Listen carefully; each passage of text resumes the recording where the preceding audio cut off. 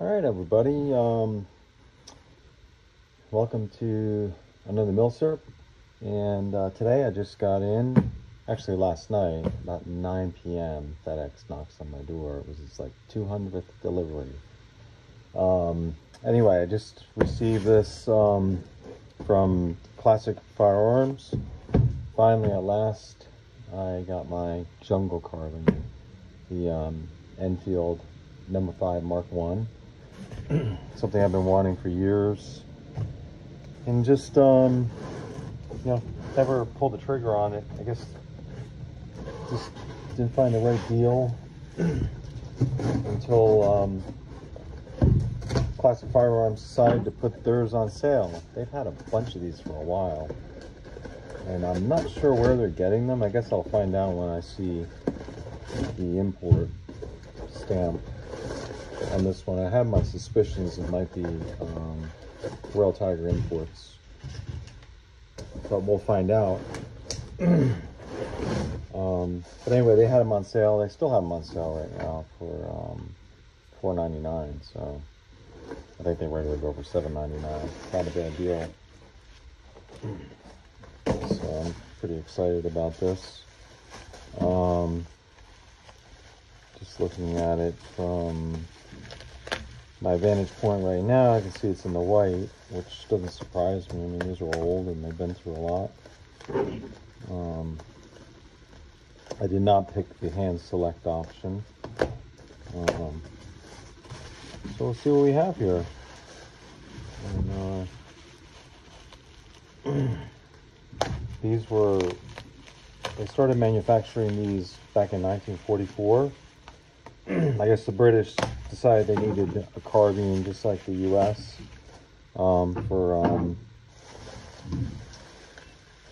As a light sidearm for paratroopers and soldiers fighting in close quarters. So they came up with this. Unfortunately, it was a little late in the war. I think about 50, by the end of 1944, 50,000 of them had been put in the arms, put in the hands of soldiers. They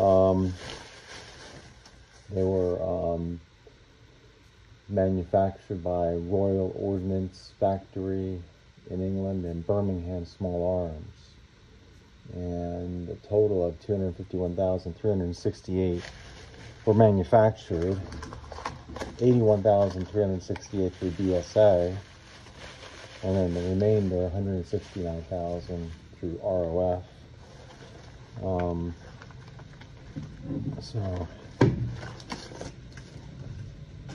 yeah, it looks to be the real deal. There's a few ways to tell if this is an actual Jungle Carbine, or actually they didn't call it the Jungle Carbine originally. That came about post World War II during the Malaysian emergency. I really don't know much about that, but the soldiers back then started calling this the Jungle Carbine. Looks pretty nice, other than the fact that most of the bluing is worn off. But one of the ways you can tell is it being stamped No. 5 Mark 1, and this actually is stamped as such. And I will bring this down a little closer so maybe it can be seen. It's very faint. It's faded, but you can see actually right here. And, a different angle, but it actually does say Mark 5 No. 1. That's one of the signature telltale signs that you have a real one.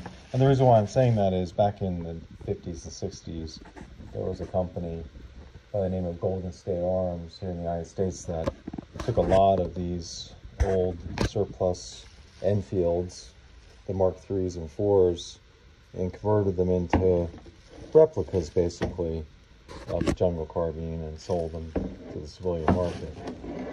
And so you want to make sure you don't get stuck with one of those if you're out there looking at these. So anyway, second is the bolt. Let's see.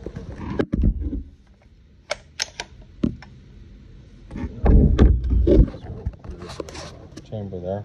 The bolt, to save on weight, they hollowed out the bolt, as you can see right here.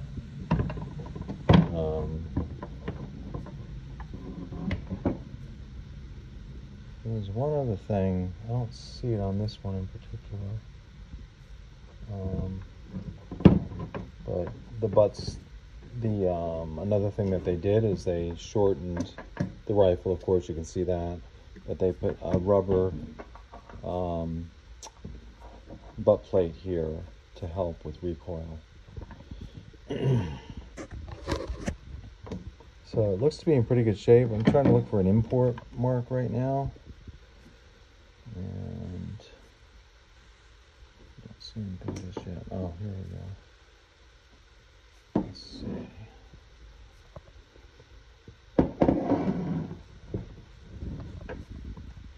There is an import mark here. Yeah, it's Royal Tiger Imports. So these came from Ethiopia, basically.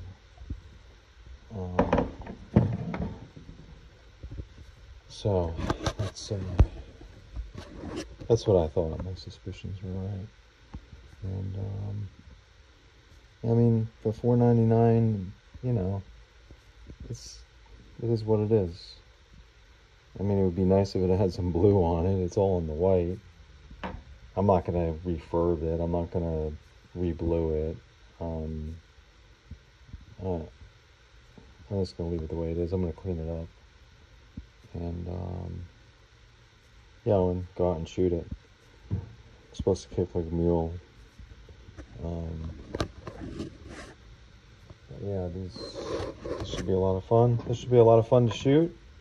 Finally added it to my collection. This is my third Enfield. I have a Mark IV, or what is it, a Mark 1 number 4?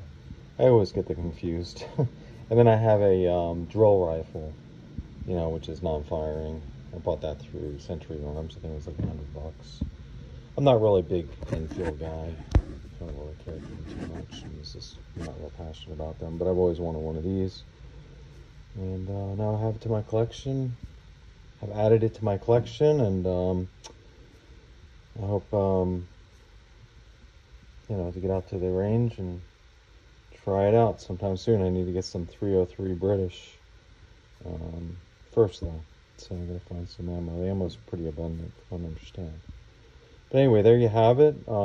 If you like the video and you want to support the channel, give us a thumbs up and subscribe.